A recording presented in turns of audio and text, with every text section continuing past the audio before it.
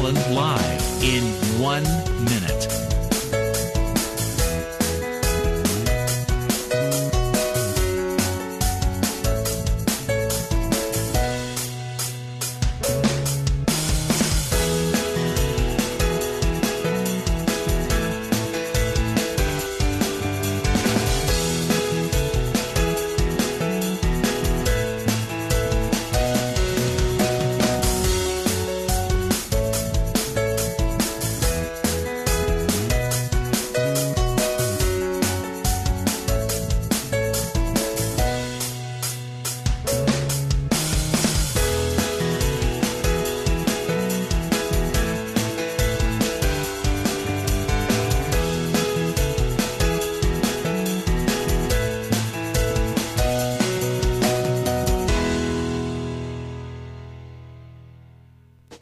Welcome to Lynn Cullen Live at pghcitypaper.com. Email your questions and comments to Lynn at pghcitypaper.com. Hello there. Welcome to Thursday, April 26th. Yes. Tom Sokolowski joining us, as is his habit. Mm-hmm. And I'm Lynn Cullen, not in a great mood, still jet-lagged. I'm no traveler. I can't travel. I don't know how people do it. You're like good wine. Good wine doesn't travel well. I'm like good wine. Ugh. Had too much of that, too. We're going to start calling you Cabernet Sauvignon. Oh, you know. So, it's not that there's no news. There's lots of news, but none of it's floating my boat. If somebody wants to talk about anything particular, let us know. You can always email Lynn at pghcitypaper.com, or you can call at 412. Tom's head is in the way of the number. Oh, yeah. No, but yeah, 412-316-3381. I can't remember numbers. No, really? No. Huh. Can't remember numbers, can't remember faces, can't remember names. Oh, really? Huh. Yeah. I mean, it's awful. Hey, I just came across this thing, and I want to see how would it be socially illiterate? I mean, in terms of popular entertainment, pop culture. Yep. Because, Warhol and all that, right. you're supposed to be up on things. Yes. It Okay. depends. Not if it's but it brand doesn't. new, because I don't know Okay, well, that's right. Poopy Shingbass is. Yeah, who's the right. top Well, I don't hip-hopper. either. But Okay. you know what? Increasingly, it's making me feel so out of it. And then when I find out who these people are that I don't know, who are supposedly famous, I'm wondering, generally speaking, they shouldn't be famous. I mean, it's all this reality star crap right. now. Okay. It was very funny. Have you ever seen there's this now new talk show that's on? No, I haven't. 11 to 11:30, and it's by the guy who's the main producer for Bravo of the reality shows, named Andy Cohen, sort of a self-proclaimed celebrity. And then what he does is have all the stars of his shows on, so it's advertising. But last night he had two people on, young people, and they had this quiz where it was sort of who could fill in the most of information on the 90s. So it was like, who were all the people in the NSYNC and Boys Uptown? I knew one, Justin Timberlake. Then it was like this song, I don't know ladies' names, and they rattled them off. What song is that? Okay, well then I'm gonna do a little more of that for you. Okay, because great. the White House Correspondents' Dinner is coming up this week. All right, And that's a glitterati affair that the But nexus it's in of 10th, though. What? That's a big thing that I guess the Obamas like these really big dinners where they put a tent and it could be 1,000 people. And the Bushes, George Did not. W., loved intimate dinners with real people.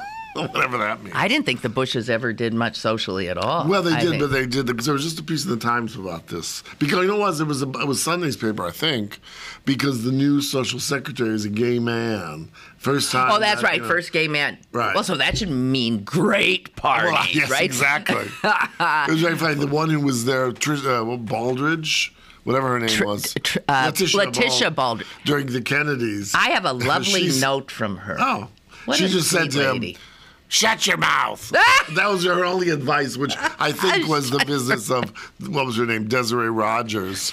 You know, who was who I dealt went with, astray. And really? When we had the first ladies for the. Oh, you had to deal with Desiree. She was a total arriviste poseur.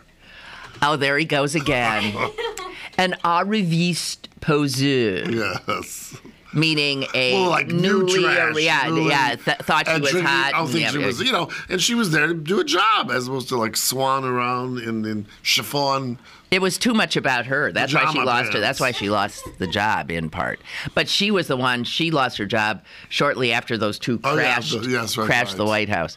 Right. Okay, so there's a bunch of celebrities that are always expected at the White House Correspondents' Dinner, and I was looking through. Okay, George Clooney, we know who that is. Steven Spielberg. Troubled starlet Lindsay Lohan will be in attendance. Why would they invite her? Well, because they don't invite her. What happens is each network, each news outlet has tables, and they invite these people. No, it's not like the White House invites him. Okay, so he and she does get publicity. So ABC or whatever. That's right. Will... Reese Witherspoon, Charlize Theron. We these know. Okay. Now here's where I start. Josh Hutcherson. Okay, Jess, you got to speak up. Who the hell is that? Hunger Games. Which one was he, though? Peter. Okay, I didn't. Oh, he was the two. All right, you two. The blonde sort of hunky. Zoe Deschanel, and I know the name, and I wouldn't know her if I saw her. Viola Davis, I do know. Help. Yeah. Jimmy Kimmel. Yes. Okay. Members of the Modern Family cast will be there. I wouldn't recognize them either. Stevie Wonder, Mary J. Blige. Yes. Okay. President Obama, I would know him. Yes. Okay. So. Now, here's more. Here's who ABC invited. Okay. Now, there's probably a lot of their people, right? Yeah, I'm sure. All exactly like the Bravo show you were talking about. Sofia Vergara? She's in a Pepsi commercial. She's a real hot number, right? Hot number, yes. Yeah. Jesse Tyler Ferguson. Jesse Tyler Ferguson. Okay, that's Modern Family. Julie Bowen. I have no idea who that is. Eric Stonestreet of Modern Family. Those are Modern Family. Krista Miller and Bill Lawrence of Cougar Town. None of these mean anything. Okay. Hunger Games actress Elizabeth Banks. I know the name. Actor Paul Rudd. I do know him. Governor Chris Christie. Big fat guy. Yeah. David Axelrod, I know him. Army Chief of Staff Ray Odierno. I would know him, too, because isn't he the guy with the big bald head? Oh, excuse me. You're a guy with a big bald head. Oh, wait a minute. There's so many guys with big I would like to say, un gran cervellone, a great big brain. And now he's speaking Italian. Oh, I'm so you're so erudite. Arrogant, no. Let's see. Okay, here's some more. Atlantic Media has asked Rosario Dawson. She's in the movies. Jose Andres. Oh, he's the person who created Nouvelle Cuisine in Spain. All right. I'm pretty sure. Darren Star, Sex and the City writer. Stacey Snider. Who the hell's that? Nancy Ann DePar. These are people you're supposed to know. Here's what I know. American Urban Radio Networks, thank you, has invited Stevie Wonder. Yes. Yeah, but so, and there's Zoe. And she's invited by two So people? guess who? No, she was just. So guess who's bringing Lindsay Lohan? See, this is just an effort to get attention. Yeah. Greta Van Susteren. Who's that? Oh, she's so annoying. She's so awful. Who is she? She's Fox News. She started as a legal analyst, and now has her own show. I don't know if I saw the face, but I don't.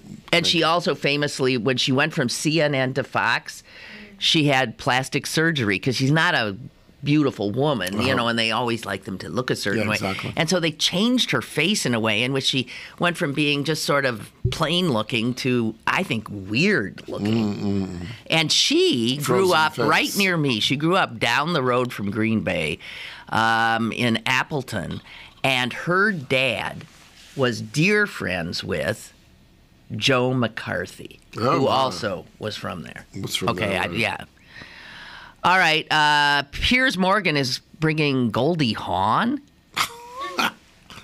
She could be his mother, probably. Huffington Post. Here's who they're bringing: Daniel Day-Lewis. Yeah. Dakota Fanning. Yeah. Anna Paquin. You don't know these people? I know them. Dakota Fanning is. She's an actress, a wonderful actress. Young. Anna Paquin was is a wonderful young actress. Yeah. I knew her from that film, The Piano. Wasn't she in that? When she was a little child. Oh, yeah, I think she was, yeah. Stephen Moyer of True Blood. Yeah. I don't know him. Darren Criss, Glee. Yes, he's hip thing. Attorney General Eric Holder. I don't know what So these are all at the same table. Oh, Georgetown law student Sandra Fluke or Is she the Fluck one who or they whatever. call the slut? Yes. Yes, right. So she'll be there, along with Senator Rand Paul. Oh, this is so odd, but that's an interesting table. I'd rather be at that I think table. so, right. And the New Yorker is bringing Portlandia stars Fred Armisen and Carrie Brownstein. I've never even heard of Portlandia. Fred Armisen is the guy on Saturday Night Live, is he not, who plays Barack Obama? Isn't he? Oh, that's somebody else. He was on SNL. No, I think so. Okay, so that's it. So I don't know any. Who's that? I know it must have her name. Well, we don't know. So we're out of it. I just wanted to let you know. Oh, I wish I was there. But do you think as you grow older, if you want to be, do you think it's good to stay in touch, to know these things? No. No, not necessarily. In the sense that you knew and I knew the ones who were more either substantive. Pat yourself on the back. Well, no. Oh, you mean the political types and the... Well, no, or even actors who have established themselves. Okay. But I mean, exactly, it would be like saying, do you know who Judy Garland was, or do you know who Fay Wray was? I mean, someone who did have a moment at that time. But, I mean, Fay Wray was not a great actress, except being she was sniffed at by, what do you call it? Godzilla. What was the monster? Fay Wray. King Kong. King Kong. I couldn't remember the name. But that's not. But they were both Judy Garland that were around the same time, and it's just there are people who have lasting appeal and not, or people who are so notorious like Lindsay Lohan. Oh well, did you see that one of the things? Lindsay Lohan is to play Elizabeth Taylor. Yes. What are they thinking? Well, there was with makeup, I'm sure they can do it. She does have over and above her loathsome personality. There was a picture, and her face. I mean, she has very pretty eyes. And you'd have to have those pretty eyes for Taylor. And they can use contact lenses to make them violet. Violet, yes. Which is... No, I must admit, I once met her at an AIDS benefit when that was over, and she took that up. And well, first of all, she's very short. Very tiny. I saw her once, too. She's tiny. Also, and at that point, she was huge. Yeah. But her eyes were... unbelievable. Oh, beautiful. Her eyes are unbelievable. And I remember it was very funny because it was she and the other sponsor, whatever they called him, honorary chair, was Richard Gere, who was about the same size, a little bit taller, but he was at his peak, and he was gorgeous. So handsome. Yeah, he was gorgeous. So handsome.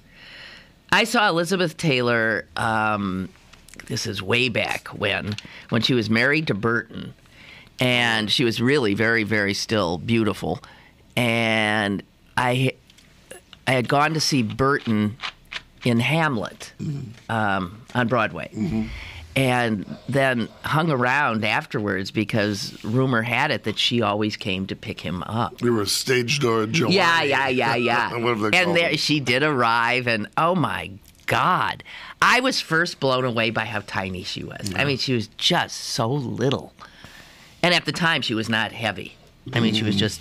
Yeah. And he wasn't very... No, they're tiny people, these larger-than-life people. Well, it's very funny. Someone said, and I don't know about this because I don't know anything about the movies from a technical point of view, but people said there's something about shorter people fit the screen better. Thing better. The dimension of the screen. Yeah.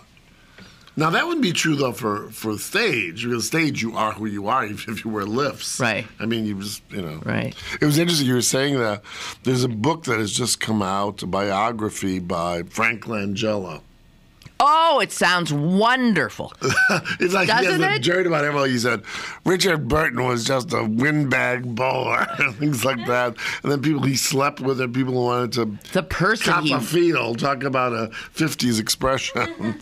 the person he really detested, Langella, who he Oh, wait, who was that? Anthony Quinn. Oh, that's right. Yes, Said he yes. was just a And he tried to despicable man. grab him or something? I don't know. I haven't read the book. Have you read the book? Well, I read 2 reviews. No, I've been reading reviews too. It sounds like he's a good writer, and he's honest, and he's just relating these. When he was young, he was devastatingly beautiful. He really was, wasn't Oh, his eyes. Talking about beautiful eyes. But now, I saw him quite recently, last year, was it? Yeah. In a play, it was a sort of 50s play revival on Broadway. And he's quite a commanding actor. Now he's a bald, fantastic actor. And he has that very wonderful voice. And he was really good. Well, Can't remember what the play in was. Nixon Frost. Oh, when that's right. I he didn't played, see that. Well, didn't see the movie. No, I didn't. Well, he played Richard Nixon. Now It's you would think, uncanny, yeah. I mean, he's really he's exceptional, I think. Oh, someone said, let's talk about that. Since we're talking about stupid things, did you read this thing in the paper about Oakland Catholic And the its prom? Oh, it's so stupid. Well, Those nuns mustn't have anything better to do. oh, now, let's stop beating up on the Catholics. Oh, no, let's beat up on the Catholic. Or have you got a lot of letters? No, Chris Potter brought this up yesterday. I haven't seen this, but I took the side of apparently if you go to their prom, they want you to dress in a certain manner and not. Is that what you're talking about? I'd leave a space between you for the Holy Spirit. Oh, that one. No, Well, made me it's vomit. okay, whatever. I don't know exactly what it was, but we were saying it's weird that parents would go out of their way to spend money to send their children to a Catholic school. And why would they do that? They would do that because of certain standards. And then the parents say, oh, you're being so Catholic. Oh, you're a Jew. What do you know? See? No, there's fallen away Catholics are just brutal. No. I'm not against Catholicism. I'm against the Catholic Church in many ways. But I went to Catholic grade school and high school. We had a prom. It was perfectly fine. And, dancing with someone. Now, of course, everyone's hormones at that age are bubbling around. But, I don't remember anyone, molesting anyone. And to me, the part of it is, all right, at the prom, they can say whatever they want. But this, which I think is extremely punitive, is parents, I guess because their students complained, said, okay, let's have an anti-prom. And it's not going to be on the turf of the school. The school will not be responsible. Parents will. It's an anti-prom? Well, yes. Or where they get to wear revealing clothes? Revealing clothes and saying, because you see this much of your back. Okay, I don't know. I don't think it should go down to the cleavage of the booty. But, and they're saying if you go to the anti-prom or you say anything online, they will decline to write letters of recommendation for you for your college applications. Yeah. Now that really is that's un-American. Well, it's a private school. I know, but the point is, that's just like, do you remember that thing? And this is an interesting point in terms of Second Amendment rights. When some kid, and the kid won, or ACLU obviously was his backing supporter, but basically he said, "Oh, the principal's an asshole" or something like that, and the school heard about this, and they throw him out. Well, my God, if you can't say anything in the privacy of your home or on the internet, which is not on, that's okay. ridiculous. Well, here's okay. I could go outside on the playground and say the principal's an asshole. Okay, wait a minute. Before you get all exercised. Oh. Here's a letter from somebody. Not exercise. Exercise is like, the devil, get out of her. Exorcised. Yes. No, but don't you use exercised when somebody's getting I've never heard that. out You of, may be right. just all freaked out? Don't get your tits in a tangle or your knickers in a twist or whatever. One of those Victorian things. Anyway, go ahead. Okay, but so here's somebody, okay. obviously, I didn't see the City Paper's piece on this, but they put baby. That was the title putting of it, baby yes. in a corner must have been the headline of the piece. Don't I you haven't remember seen that it. was the line of the guy in what's the movie Dirty Dancing, and the girl was baby. And he says, no one puts baby in a corner. And then they do this like fabulous dance. And this happens on a Borscht Belt resort. Yeah. In the Catskills. It's like Grossinger's. Yeah, like Grossinger's, right. Okay. All right, let's see. Okay, well, here's the other side. And I know this gentleman emails often. And he's extremely articulate. Yeah. Okay. Right. No, I wouldn't say he's extremely. He's just. Okay. He writes, normally the impulse to write a letter of complaint passes as quickly as it comes, but the article titled Putting Baby in a Corner struck two nerves simultaneously, so I have preserved the impulse long enough to write to you. Okay. The first nerve is the all too common habit the enlightened media has to hold a shallow caricature of Catholic education up for mostly unwarranted and certainly unwanted ridicule. Oh, how many scenes from flashback movies or nun-centered plays have we seen over the years that make Catholic schools nothing but the last vestiges of sadists and perverts? It just seems tired and lazy to fall back to it in this article in your paper. You think he has a point right there? I think he probably does. A little bit. Yeah, okay.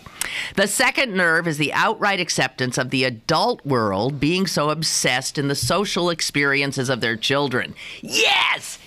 I am so with him here. Okay? Wait a minute. If you want to be. Okay. Whether it be Facebook involvement, complicity in bullying, or creating protest proms. Wait. Let him have his say before you go. Psst. Will you stop spitting on me? I did not spit. That was air. That was not spittle, my darling. No, I mean, all right, maybe Facebook involvement, etc.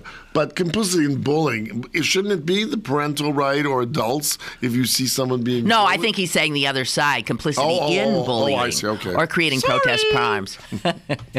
These adults are frozen in their own adolescence and are trying to create a TV show out of their children's lives. Well, maybe fair enough. As I see it, your reporters could have taken two paths once the information about the Oakland Catholic prom came to their attention, a matter of interest in itself. They chose the easy path of the silly school and their superstitious and archaic ways, not letting the poor little girls express themselves in a current manner. Again, with a domineering and invasive church interfering in the lives of normal people. Bah! On the other hand, the reporters could have seen the school as an institution that up front and at every turn states unequivocally that they are only in existence to promote the values that the church has been built on for 2,000 years. Okay, now we'll let him do the parentheses. I will allow a moment for smug eye rolling and snorting. Go ahead. I'm not going to smug eye roll or snort. I did that a minute ago.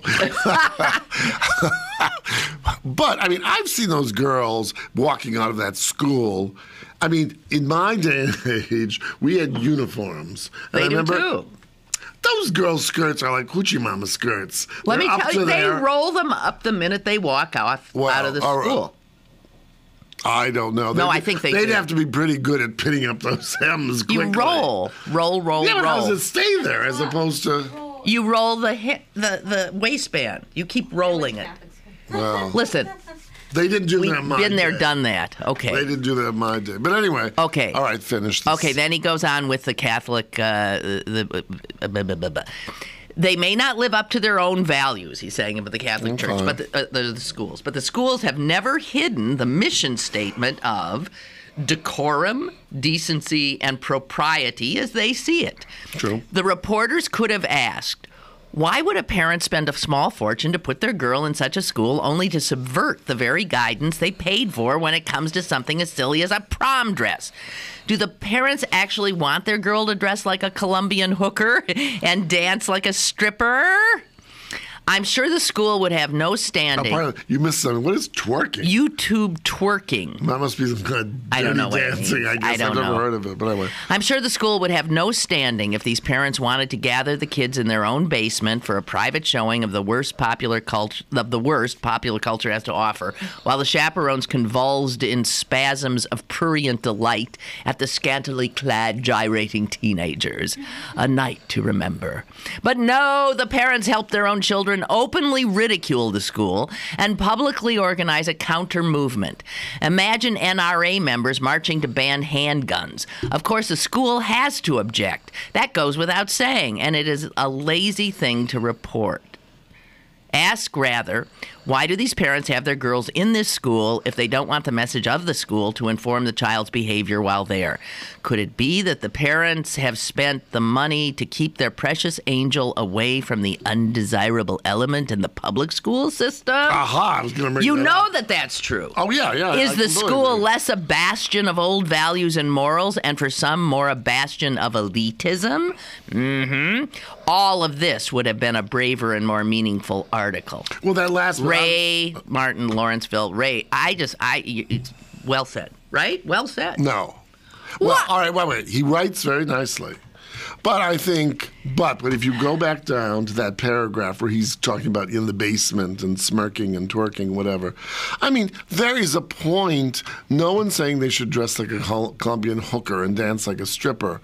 But to the same extent, does that mean they should wear a Peter Pan collar? Well, I don't think that's, I don't think it's either or. I think there are beautiful, tasteful prom dresses. And even modest. And I can't believe. Well, I'm sure you could even. I'm sure you could even wear a strapless dress. Right. Right. Well, have you seen? I mean, if they just start thinking, let's go further on this because this is what annoys me. I mean, have you seen when I was being raised in a very proper family? You know, when people got married in a church, whether it was a Catholic church or something, you know, the bride had sleeves and that. No, they were. No, they're practically. I know. You see décolletage. I know. No one complains about that because it's a marriage. Oh, and it's going to be consumed for the production of a zygote, etc., etc. That's all kosher. No one says put on a sweater, honey. But for the prom is seen as this. But the prom is teenagers. I know, but there are. Well, I even remember this. I will be very personal about this. I remember that we had there was a tradition in our grade school that there was like a graduation dance, 8th graders. You know, when everyone had like the girlfriend, the boyfriend, but they really weren't. At least in our school. I'm sure there was poontang elsewhere and babies produced. 8th grade? I never had it. I mean, it was like, oh, Mary likes Johnny and hearts written on, you know. So anyway, I remember my mother was one of the chaperones for this dance.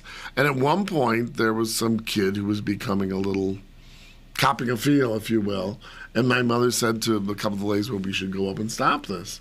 And one of the mothers, I don't think it was one of her kids, but I can't remember it was. And she got really annoyed at my mother. And she got that she was going to stop into it, yeah. Really? And so I remember, and I was, of course, embarrassed because I was looking uncool and all that. But, I mean, I think there's inappropriate behavior. And my mother may have been even overly, because I didn't see the event. But I just think, you know, nowadays, let's be realistic about this. I mean, I went to school, high school. When did I graduate from high school? 66, 65, yeah, 67. Well, no, a little later, 68. But, no, is that right? Yeah, 68. So that's like almost 40 years ago or something. Or, no, more 50 years ago, whatever it was. You know, You're that was older a than while you know. ago. But, I mean, there was nothing. Listen. I just think he's being as disingenuous as the newscasters are. The thing is, I mean, I've been railing about the way... And I think he's right. I'm sorry. Well, you said I had to talk today because you were pooped. So I'm taking you at your word, sister.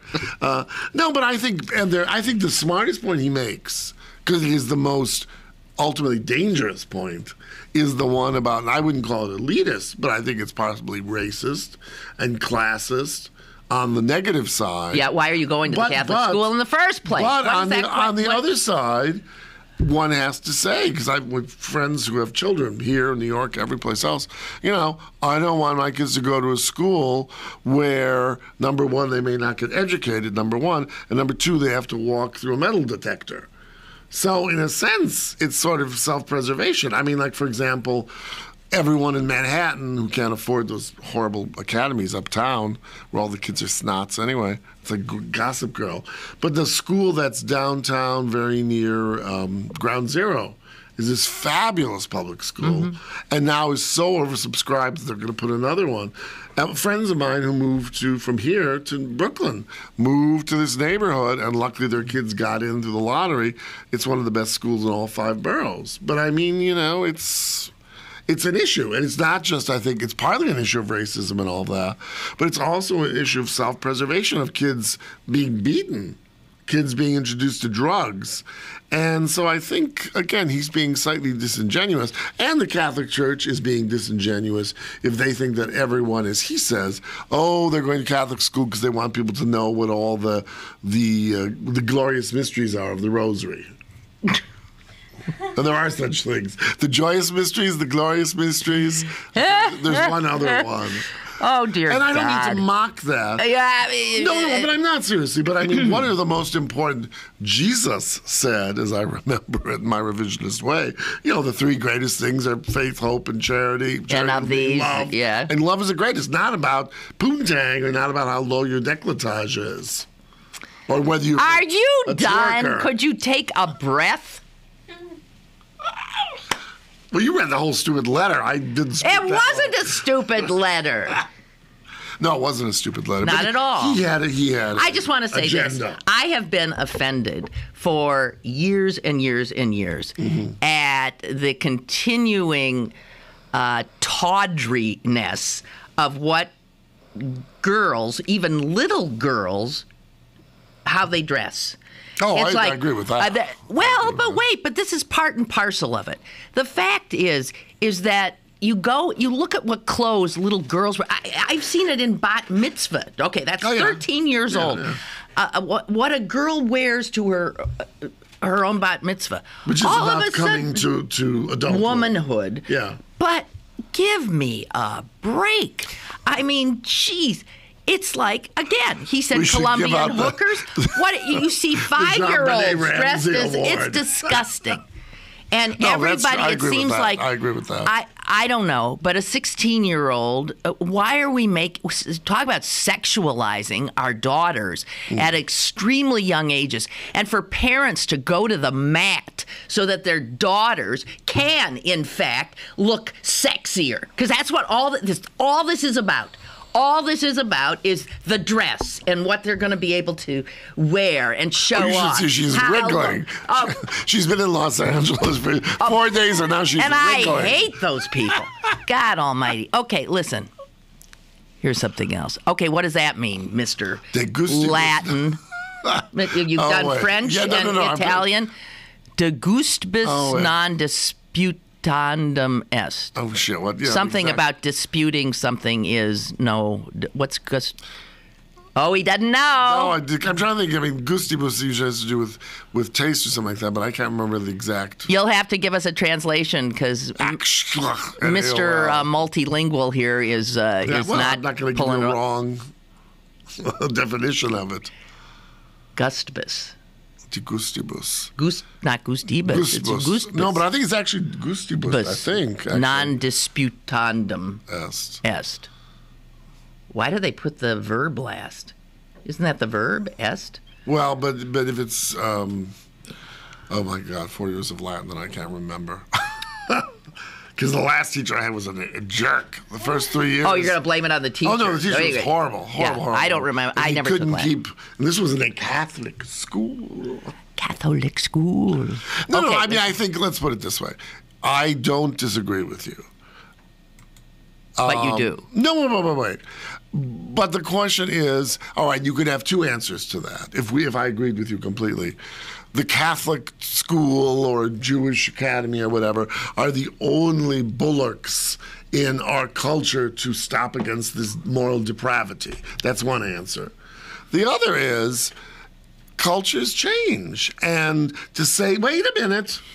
To say that, a slightly lower décolletage or back or tight, whatever, on everyone in every dress is we horrible. got to call. Okay, shh. Oh, my. It's a nun. Okay, who is it? Hello? Hi, Lynn. This is Ernie calling from the North Hill. Gustabus non ostendum disputandum means there is no disputing about taste. That's right, yes. There is no disputing about taste. Yes. Yes. Yes. But I don't understand that because there is. Isn't that what we're disputing? Well, it depends on what you think taste is. What it translates to. There is no disputing about taste. So, in other words, I mean, he's right. In other words, if you think those dresses look like Colombian hookers, then the gentleman who wrote the letter is right. If you don't think they look like Colombian hookers, then I'm right, too. Yeah. Well, no. It's sort of depending on what your sense of taste is. It's subjective. It's subjective. But aren't there some parents that will look jealously at other children the way they dress and say something much like that when they say, "Oh, there's no accounting for taste." No, right. Meaning they have poor taste. Right. Terrible taste. Right. Okay? Well, but one could say that if someone is dressed up but don't argue, if someone's dressed up like, okay, all right. like Shirley Temple in 1929, you could say, oh, there's no accounting for taste. You know, and say in 2012, they're dressing their kid like some lollipop holder. Oh, my God. Hey, caller? No, he hung up. He hung up. Well, thank you, sir. Yeah. He was trying to bring some but decorum but the point is, the interesting thing about that phrase, and that's where I was a little caught up, is it presumes that taste is universal. Like, in other words, if I would say, your outfit today is absolutely beautiful, 6 people would say yes and 6 people would say no. So that the fact of those ironclad rules of this is trashy or this is not, they're very much in flux. Capiche? No. Capiche? No, I don't. No, I do. Okay. I got to get to a break. Okay. My God. See, the Catholics and their dress codes. Nuns don't even wear wimples anymore.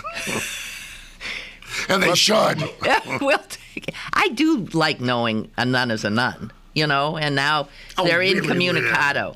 Well, you're the one who said they should be wearing wimples. Things. Well, I'm joking. Oh, I wasn't. Flying nun? Oh, see, you see, people who are not of the faith. No, okay. So should all Jews have pass? God, I hope not. Well, but right. I mean, then you can tell by their fruits who shall know them. Another biblical phrase. How much coffee have you had today? None. I just had Diet Pepsi. But that probably is equal caffeine. Go ahead. Just cut us off, Jess. Yes. Stick around for more with Lynn Cullen Live after this. Go to bergbargains.com for great deals on tickets to the ballet, opera, City Theater, Science Center, Symphony, History Museum, and the Carnegie Museums. Bergbargains.com, Pittsburgh's only online deal site where the deals don't expire. Bergbargains.com. Packers. Vikings. Red State. Blue State. We come from different places. Uptown. Downtown. We come to different conclusions. Half empty. Half full. But we can all make a difference. That's why United Way brings people, expertise, and resources together to improve the education, income, and health of our communities, the building blocks for a better life. When we live united, our efforts add up to real change. Children succeed in school, families gain financial stability, the health of our neighbors improves, and suddenly, so do our communities. But real change won't happen without you. So let's look beyond our differences. Live united. Let's make a difference. Live united. Give, advocate, volunteer, live united. Brought to you by United Way and the Ad Council.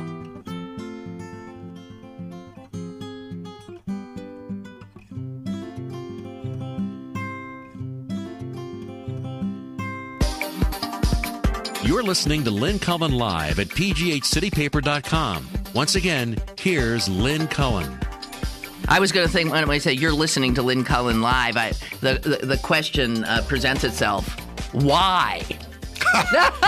You know, because of the wisdom, prescience, inviolate excitement of this reportage and bandinage.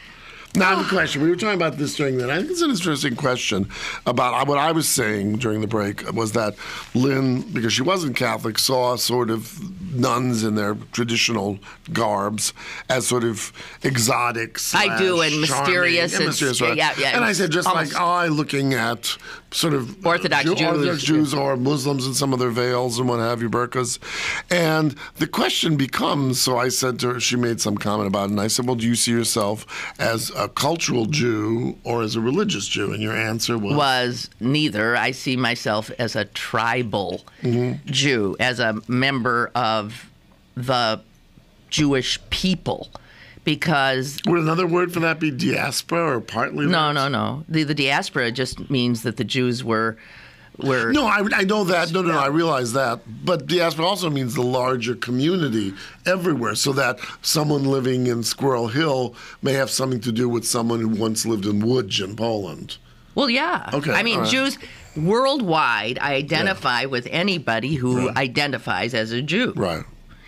Do you think Jews are unique in that way? Can you think of any other people who... See, the problem for Jews is that there is a uniqueness, and it's gotten us nothing but trouble. Yeah.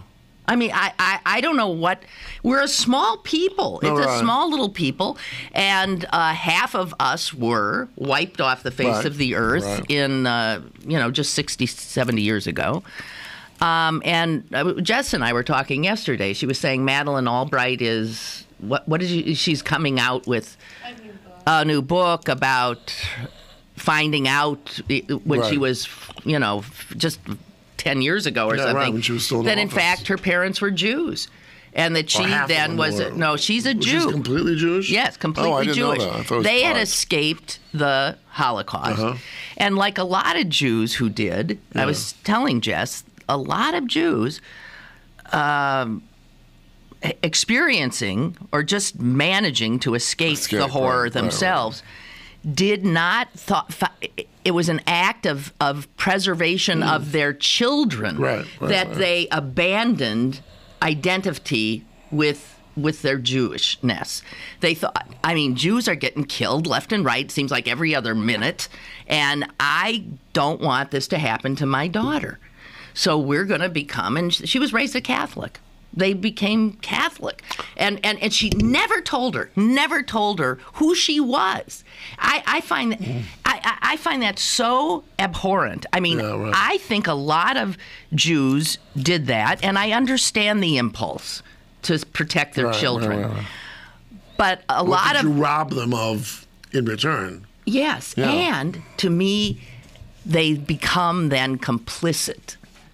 In a sense, with Hitler. That's true. No, that's true. They're complicit with the Jew killers because they managed to escape, but then they wiped their Jewishness away too. Well, it's very interesting. I find it so. A lot of Jews, the reaction to the Holocaust was to proudly say, "I am a Jew." Like fuck you, people. Right. That's my reaction. That's my reaction to it. Well, it's interesting. I was thinking about. I'm not religious. No. I don't buy it.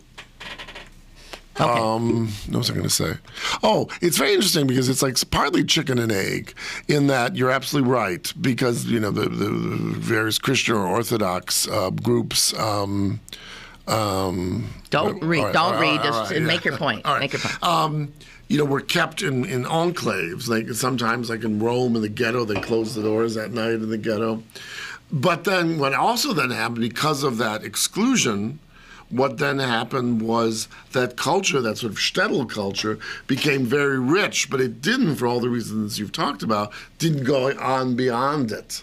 Well, you know what? I remember. Pieces. We know a little bit about gefilte fish. Especially if you lived in New York. But a lot of the other things people don't know about. And I was just thinking, is there a certain element of like gay culture that, now gay culture. Oh, now that it's let out of the closet, will disappear. Well, no. But even more so about things gay people could say, like, oh, are you a friend of Mary's? Or that's right. And you talk about, gaydar. The Jews have the same thing. Right. Although there are sometimes, in terms of Jews, facial characteristics. Sometimes, you know, but not always. always. Generally speaking, something just has to say. Some Jew will say to another Jew, "You're at a party. Nobody necessarily knows each other, and there will be little, are you let each other know, just like gays do, Yeah, right? yeah. Oh, yeah, right, yeah. and that's something minorities learn how to do. Well, it's very interesting. There's a really famous artist whose name, which I'll think of in a second, but she's a very pale skinned black, although both of her parents were African American, but very pale skinned.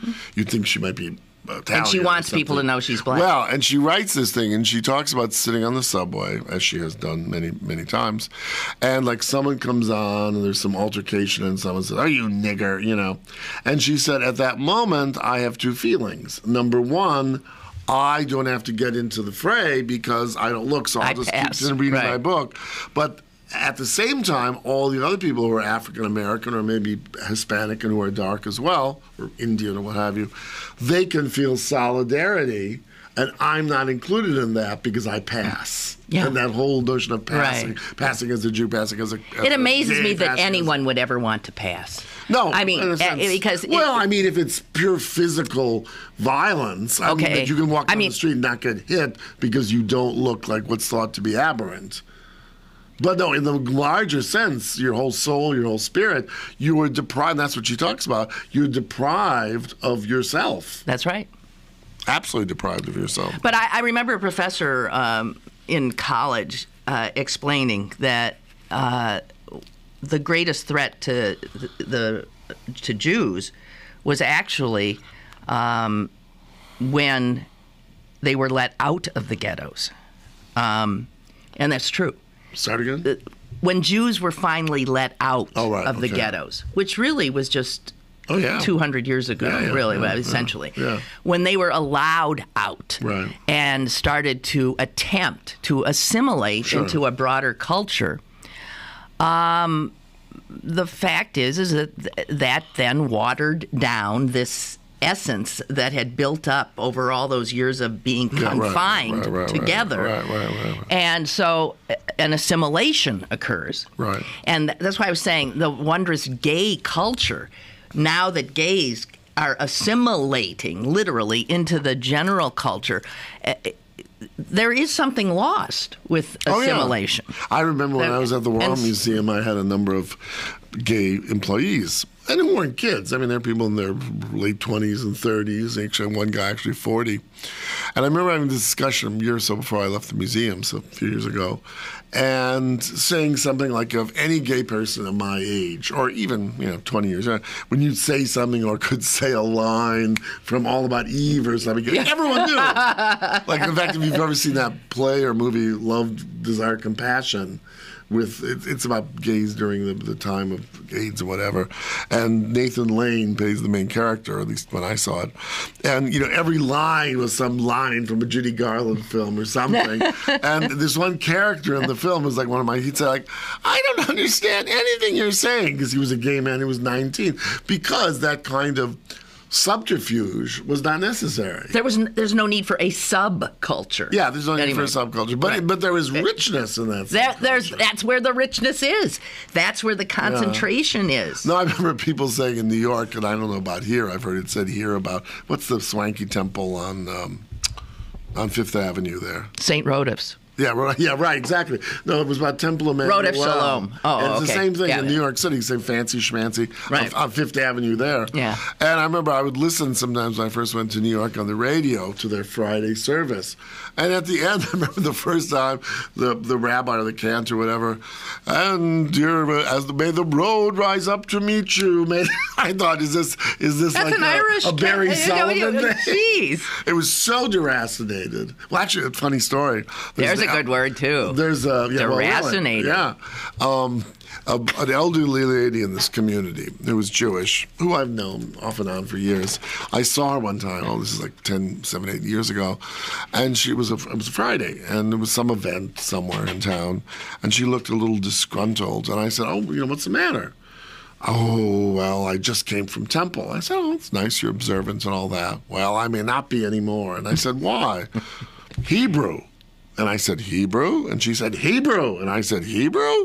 And the point was, during the years when she was, like, I guess would have been in her 30s and 40s, and she and her husband, as many of her generation, would have been the ruling, leaders of that temple community, they all were, to a certain degree, wanting to deracinate. So almost all of the services was in English. And you didn't have to know And now Hebrew. this was people, I guess now my age, in their 50s, back then, a few years ago, who were deciding they wanted to be. And she just felt very uncomfortable because that was not the Jewish religion she had grown up with. Well, if you take Hebrew out of the Jewish worship, I don't know.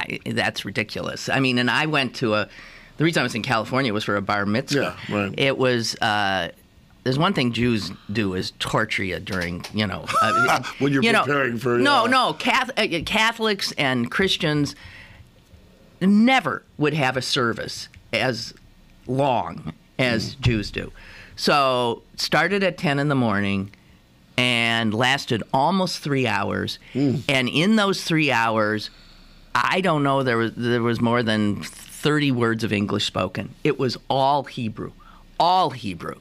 Now, I can read Hebrew, and I know most of it, so I was pretty much following along, but there were a lot of non-Jews there. And I'm thinking, what? I whispered to my mother, oh, my God, I feel so sorry. She was obviously sitting next to a lovely blonde beside her, clearly was not Jewish, and I said, Mom, this poor woman. That's a shiksa thinking. This poor woman. But I was feeling sort of like, God, no wonder the Christians figured out, hey, Jews have this angry God.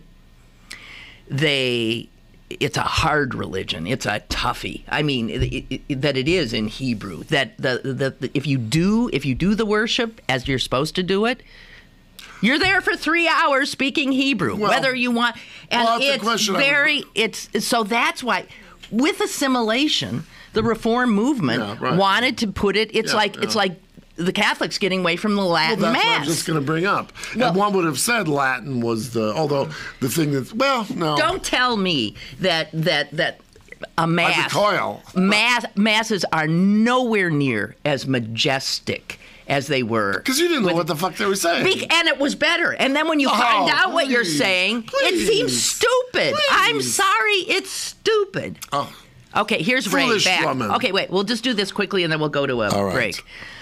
Ray writes back, shall the school bow to popular culture rather than expect the children to suspend their more base desires while there? Well, anyone who says base desires is like 1941. Okay, wait a minute. And then we'll do corruptio optimi pessima.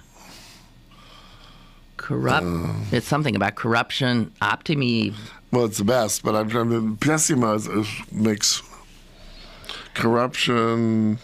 Okay, diminishes the best, I think, or something like that. Okay, because pessima was from pessimare, presumably to make worse. You see how great your Catholic education was. You took 4 years of Latin. I could have taken Latin elsewhere. You took it in a Catholic school, and you can't 4 years. Corruption. Oh, shut up! Could you read any phrase and make it clear to me from Hebrew, honey? No. Yeah. So shut up.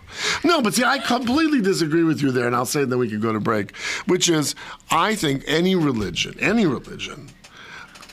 for you to really believe deeply in it in a both personal, emotional, and intellectual way, you have to know what the hell is being said. If you hear what the hell, ululation. If you hear what's being said, the ability to believe becomes more difficult.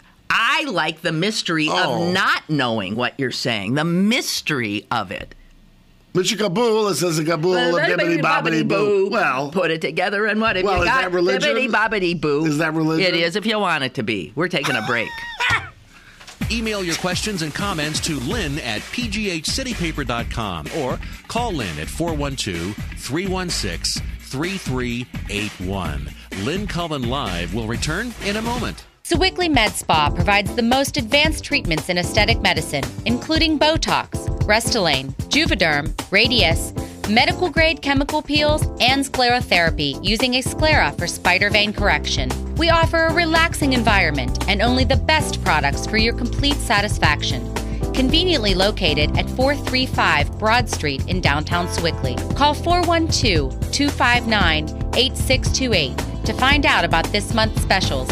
Sewickley Med Spa. Pittsburgh City Paper's annual restaurant guide is available now. Plus Lily Tomlin, Roy Ayers, The Raven, and All-American Rejects. Pittsburgh City Paper available at over 1,700 locations throughout Western Pennsylvania and on the web at pghcitypaper.com. Now, it's back to Lynn Cullen Live at pghcitypaper.com. All right. Ready? We've got a caller. Come on in here. Yes, Yeah. yes. Hi. Lynn, this is Ernie again on the last Corruptissima Republica. No, it was Corruptio Optimi Pessima. Yes. Okay, translation is, the corruption of the best is the worst. And then another line from Shakespeare that is similar to that is, lilies that fester smell far worse than weeds. Okay, fair enough. Wait a minute. Lilies that fester, a beautiful smelling the flower. Corruption. Here it is. In the most... No, wait. The corruption of the best is the worst. Oh, okay. All right. Okay, that's the good. literal translation. All right, thank you. Thank you. I'm losing my voice. Okay. Thank you. He must have been paying attention in Latin. Or he's maybe a retired professor of Latin, too. Shut up. I got all A's, thank you very much. I got that last... Have you seen Mikhail Gorbachev?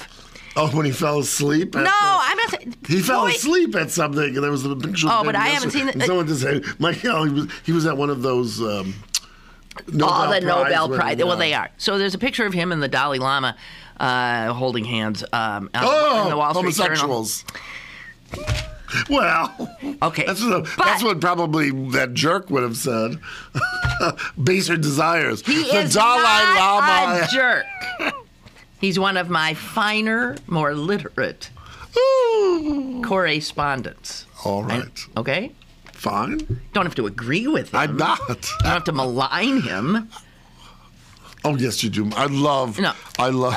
Well, he's not in a... okay, oh, so never here. mind.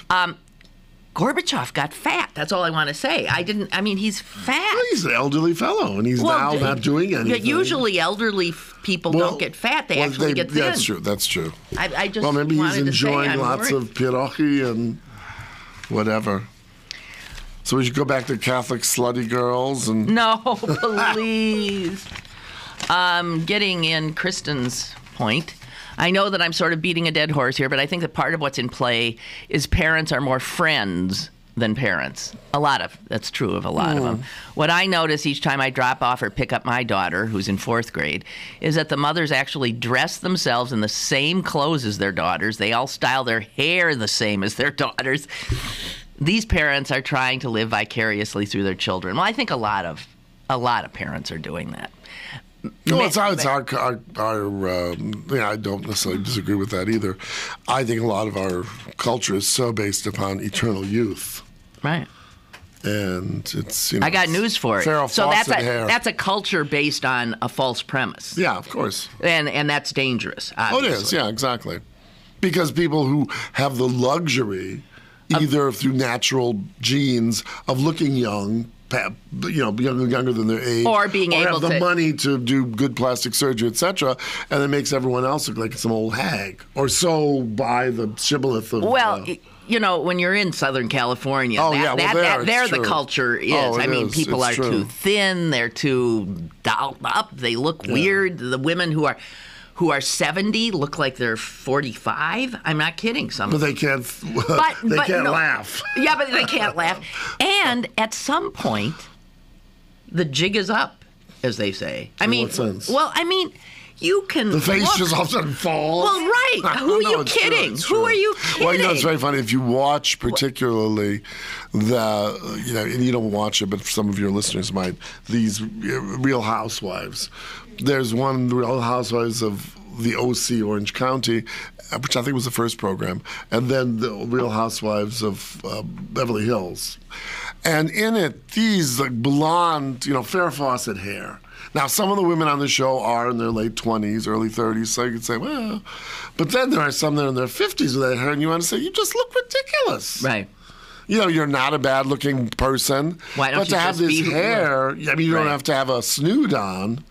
But, look like a 40-year-old attractive woman would and not like some bimbo. But then again, is this self... No, like this woman is saying, are these people thinking that of themselves, or do they think men want that? And it's a little bit of both, I suppose. But. My hair, I never fooled with my hair, but when I started turning gray, I did freak. And I had a perfect excuse for starting to keep it its natural color, I thought. I was an old mother, and I remember saying to somebody, I don't want to go pick up my kid at school and have people think that I'm his grandmother. I want to look young for him and blah blah blah. But that's bull. That's not what it was. And in fact, I remember going to pick him up once in kindergarten, and the little kid behind him poked him and said, "Hey Sam, your grandma's here." Just flat out said it. I went up to the kid and I said, "I'm his mother." But that was more your umbrage, not your son's umbrage. No, and I didn't even have gray hair. But I did. I was as old as this kid's grandmother. I could have been my kid's grandmother. Yeah, sure. That's true. But then I also said, well, I'm on television, and you have to. That's a death knell in television. Oh, yeah. Gray hair, forget it. Remember when that woman, make a quick parenthesis, was it Cleveland? Had that big lawsuit. This was about 5, 6, 7, maybe 10 years ago, because they kicked her off and they literally said, stupid people, you're now an old bag, we don't want you.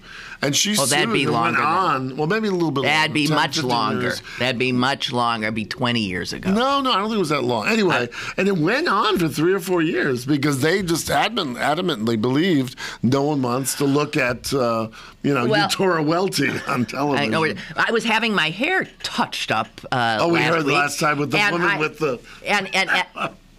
And I said to my hairdresser, I said, I want to talk to you about starting to transition into the real me. Because this is silly. I don't want to be a 70-year-old woman. Not that that's right around the corner, but 70 is my next decade. I don't want to be a 70-year-old woman with dark hair. Right. Because it's not real. No. I'm sorry. So I was just talking about how do you do that? I don't want to, and we talked about it. I said, because when I hit 70, I'm going to be gray-haired.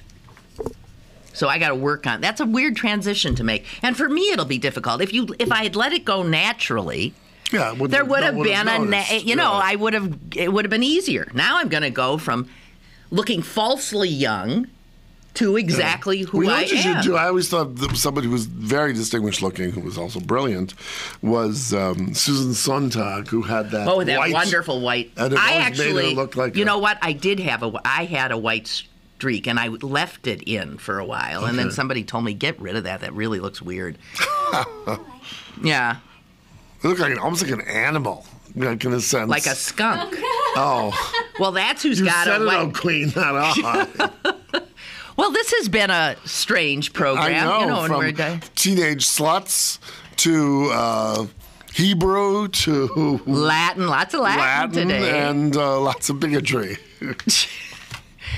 Thank you. I came in, I said, I'm not feeling well, and you'll have to carry the show, did you ever? We did. See, we're a good pair. Indeedy. I hope you guys... If you're ever in a jam, here I am. If you're ever in a fix... count the sticks. No. If you're ever up a tree, call on me. If you're ever... It's friendship. Friendship. Just a local blendship. I remember that.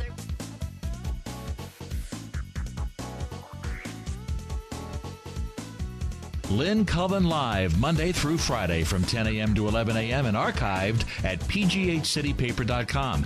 The opinions expressed on Lynn Cullen Live are those of the host and do not necessarily reflect the viewpoints of Pittsburgh City Paper, Steel City Media, and its advertisers.